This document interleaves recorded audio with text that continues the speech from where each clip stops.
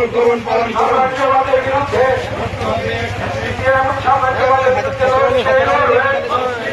যুদ্ধবস্ত্রের বিরুদ্ধে সিপিএম লড়ছে লড়বে, বিশ্ব সন্দেহ লড়বে। ফিলিস্তিনি অপরাধ বন্ধ করতে হবে, যুদ্ধবাজরা দূর হটো,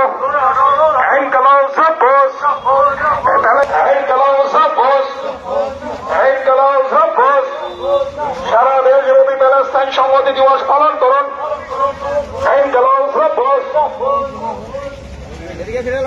অধিকার সংগঠিত করে রাখেন। তারা হচ্ছেন আমেরিকার স্বার্থে।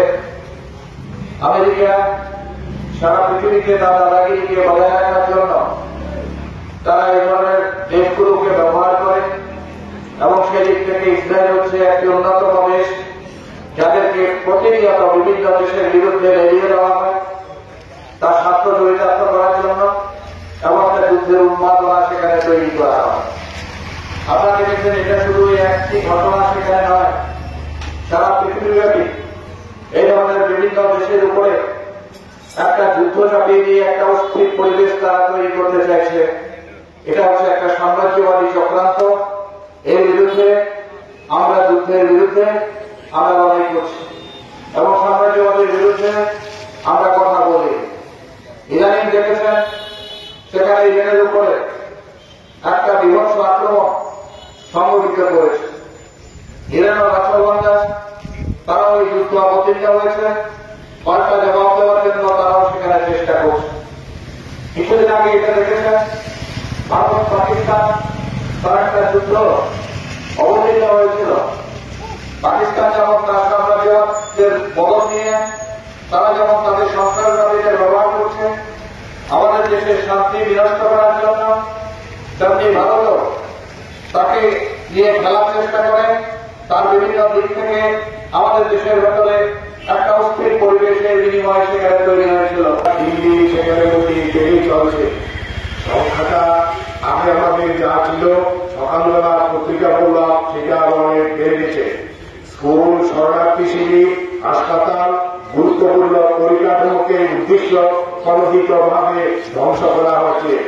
সকালবেলা দেখলাম গণশক্তি আমাদের পার্টির পশ্চিমবাংলা রাজ্য কমিটির মুখপাত্র লিখছে একটা শরণার্থী ক্যাম্পে শরণার্থীরা চাল ডাল জিনিস কিনে রেখেছিলেন, তখনই তার মধ্যে আবার গুলি হয়েছে। অনেকে সেখানের মধ্যে মারা সেখানের মধ্যে গেছে। ধরুন হাসপাতাল যেগুলো যুদ্ধের সময় দেখি সেখানের মধ্যে আক্রমণ হয় না, শরণার্থী ক্যাম্প আক্রমণ হয় না। আজকে সেই জায়গার মধ্যেও গুলি করা হয়েছে। প্যালেস্টাইনের স্বাস্থ্য সম্পর্কে বিবৃতি অনুসারে বৃহস্পতিবার পর্যন্ত আমরা প্রাণহারা 54,660 জনের মৃত্যু হয়েছে। আহত হয়েছে 1,25,341 জন। নিখোঁজ হয়েছে 67,000-এর বেশি। অধিকাংশের মৃত্যু হয়েছে। সকালবেলা গণশক্তি পত্রিকায় দেখলো এটা 55,362 হবে। এই সংখ্যাটা আরো দিন দিন সেখানের মধ্যে বাড়ছে। হতাহত যারাই হচ্ছে তাদের বেশিরভাগ কি হয় বয়স্ক যেতে পারছেন না, নারী অথবা সেখানকার মধ্যে শিশু যাদের যাওয়ার ক্ষমতা নেই, কথা বলতে পারে না, এরাই বেশিরভাগ জায়গার মধ্যে সেখানের মধ্যে আপনারা হত্যায় মিডিয়ার মধ্যে হচ্ছে। এই হচ্ছে বিষয়। প্যালেস্টাইনের জার্নালিস্টদের দিকে সংবাদপত্রে যারা আছেন তারা ভালো বুঝবেন। জানানো হয়েছে 19 মাস আকাশনের ছবি সংগ্রহ করতে গিয়ে গাজায় এ পর্যন্ত 225 জন সাংবাদিক মারা গেছেন। এটা আমাদের কথা নয়, প্যালেস্টাইনের যে জার্নালিস্ট সংস্থা, সংবাদ সংস্থা, তাদের বিবৃতি 225 জন সাংবাদিকের সেখানের মধ্যে মারা গেছে। বুঝেন কোন জায়গায় যাচ্ছে? এটা কি ইসরায়েল নিজে কথা বলতে করছে? না, এটা তার মূল মদতদাতা আমেরিকা। আমেরিকার নির্দেশে সেই কাজগুলি সেখানের মধ্যে করছেন।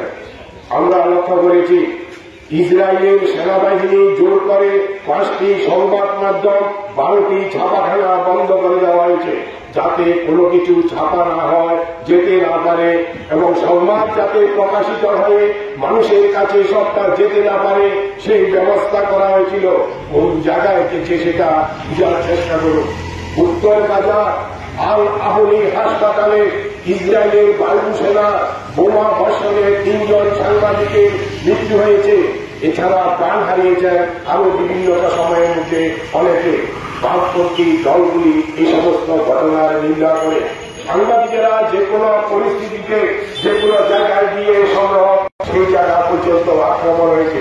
শুধু এটাই নয়, যে কোনো জায়গায় যদি যুদ্ধ হয়, যে কোনো জায়গা আক্রান্ত হলে বিভিন্ন জায়গা থেকে তাদের জন্য প্রাণ সাহায্য যায়, মানুষ সেটা করে।